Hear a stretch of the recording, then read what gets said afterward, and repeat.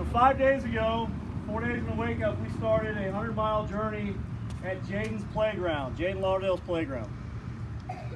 We marched from Indianapolis and Riley's down to Mooresville American Legion in honor of Jaden. Day 2, we marched in honor of a young lady we call Hope.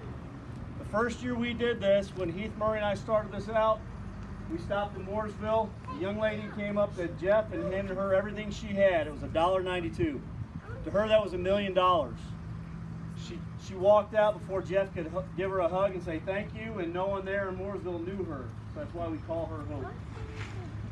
Day 3, from Mooresville into Martinsville. Wait, that was, you have to keep me straight. So it was Hope. And then from Martinsville into Spencer, it was in honor of 2 people. One was Keith Nichols.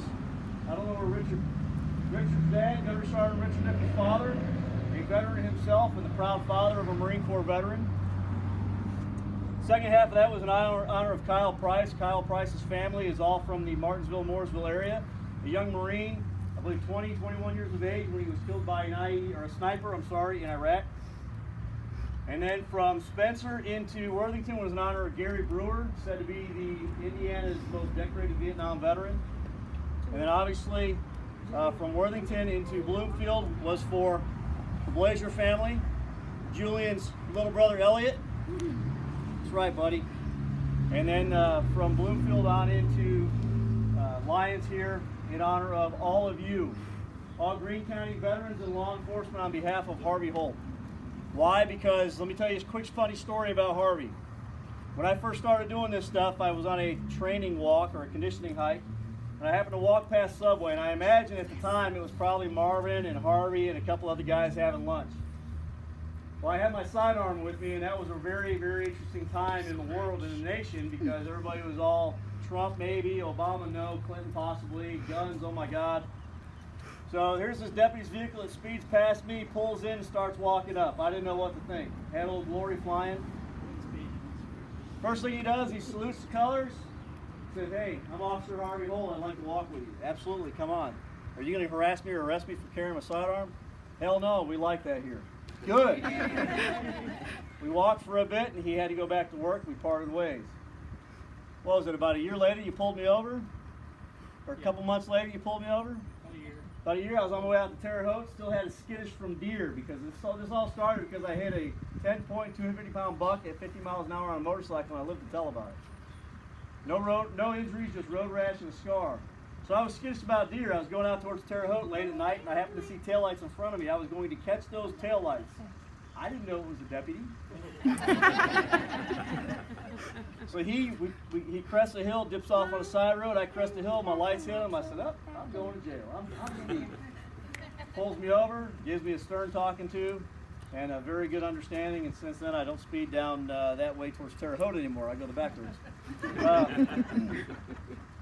But when I heard the battle that you were facing, we wanted to do something for you. You were always there for the community, always there bending over backwards. We shared a moment at the wall last year in Linton.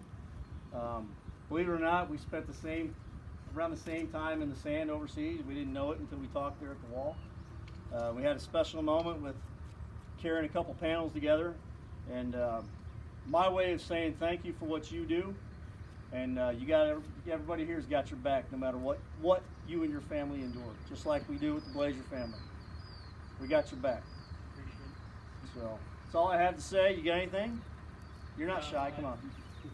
I just want to say thank you for, I know it was last minute, but obviously I had a little bit of health issues and really needed this walk today, more mentally and physically to make sure I could do this walk. For 3 years I've been promising to walk with him and something's come up every year. I've got a little bit of time right now that I was able to do the last part of the walk, and I'm honored that he let me join in on his. Because this isn't about me, it's about him and the Romans Warriors Foundation.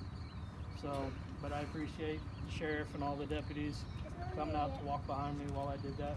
That was a shock, my family being here, but like I said, this isn't about me, it's about you.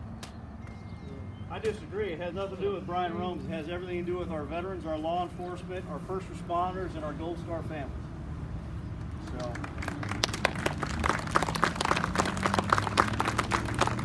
Final joke, and I'll shut up and leave you alone. We're passing the collection plate around because our goal is 10K by the end of today. No, I'm joking.